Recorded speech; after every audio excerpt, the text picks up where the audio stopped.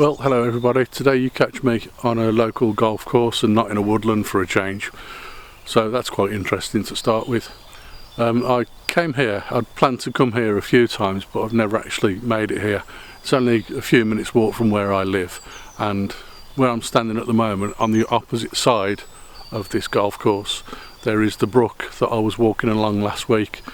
And if I get thrown off the golf course, which I think I possibly will, then I've got that brook to the other side that I can go back to as a backup plan.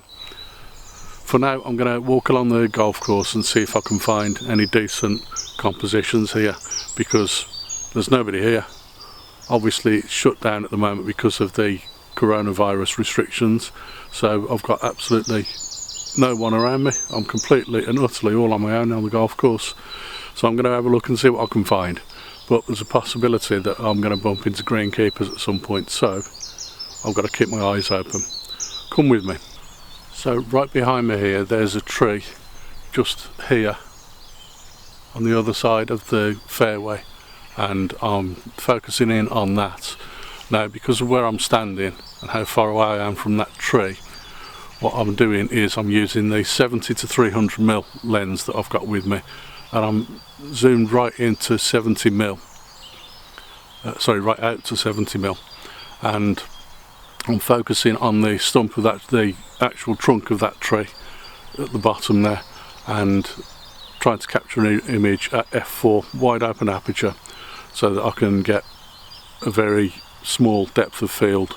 I want to capture just that tree in focus, and everything behind it and in front of it needs to be slightly out of focus because I'm looking to achieve that separation between the two.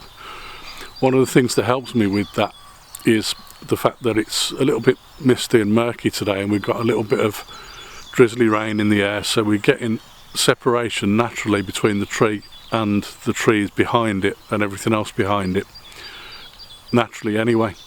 So that helps, but by also opening up the aperture and focusing simply on that tree, everything else drops out of focus a lot quicker as well.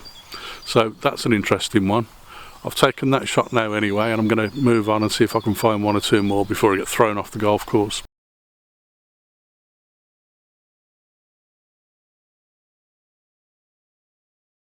One of the things I like about being on the golf course is that every now and then you'll find a small copse of trees just like this lot here behind me, and they are brilliant for a composition because they stand out perfectly and they give you something very obvious to focus on at the side of what is basically just a patch of green grass.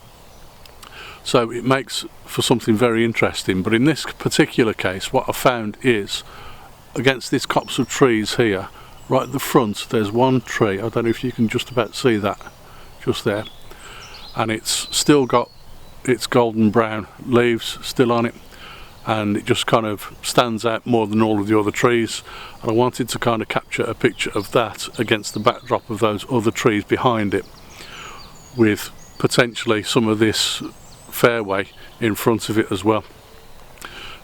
One of the things I've noticed while I've been here as well, due to the rain and the mist that we've had this morning, we've actually got a very light morning dew just kind of sitting right on the top of the grass, and it's more obvious on the fairways and on the greens, and I think that might look quite nice in this image as well. So I'm going to set up and take a quick shot of this and then move on.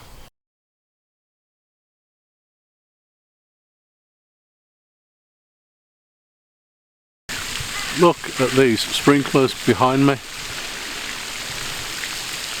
One there and one further over just there.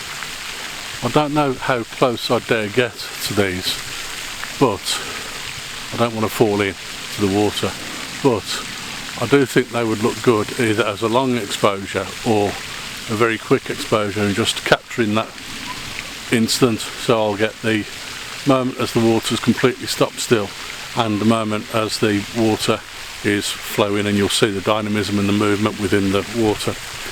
But I've also noticed, of course, that there are thousands of midges around here. I don't want to be here too long, So I'm going to set up quickly and capture an exposure, 2 exposures of those particular water sprinklers, and then just as I turn around a little bit further, there's a couple of bunkers just there, and I think there might be a composition just there as well. So I'm going to have a quick look at this and then we'll move on again.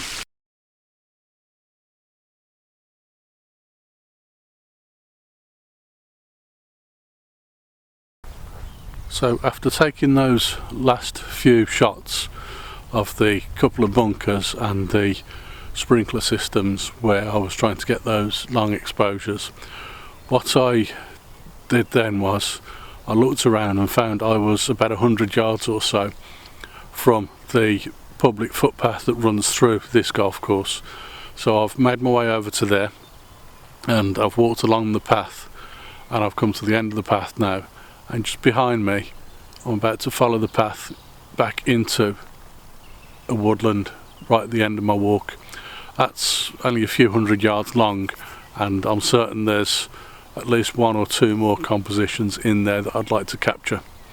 But in the meantime, at the very end of the path, just before going into that woodland, I decided to stop and have one last look around before I went into the woods. And what I've found, as I turn around behind me, you'll see another copse of trees just behind me, and where I'm standing now there appears to be almost a corridor through those trees, which are leading towards one tree at the very end of that particular corridor. And I'm thinking now of potentially shooting a composition of that tree itself with the other trees around it, and what I want to do is keep the trees leading towards it out of focus, but the one tree at the very back of that little corridor needs to be in focus, so that it kind of draws you into that tree itself. The pathway draws you in, and that's the tree that becomes the subject of this particular composition.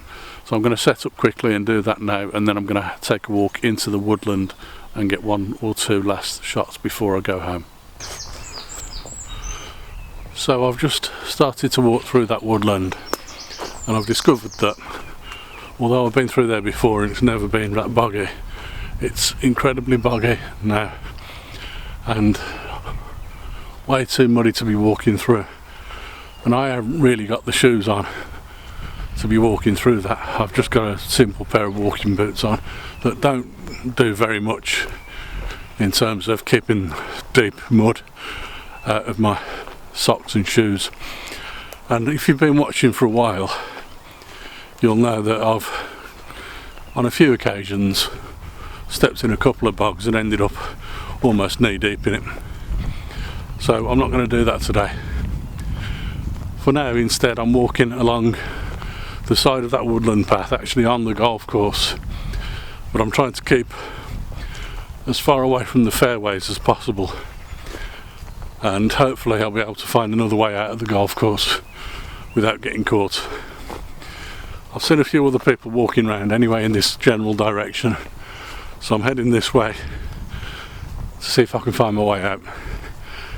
In the meantime, if I find any more interesting compositions, I'll capture those while I'm here. But if you've enjoyed this video, please like and subscribe, and I'll catch you on another video very soon. Bye for now.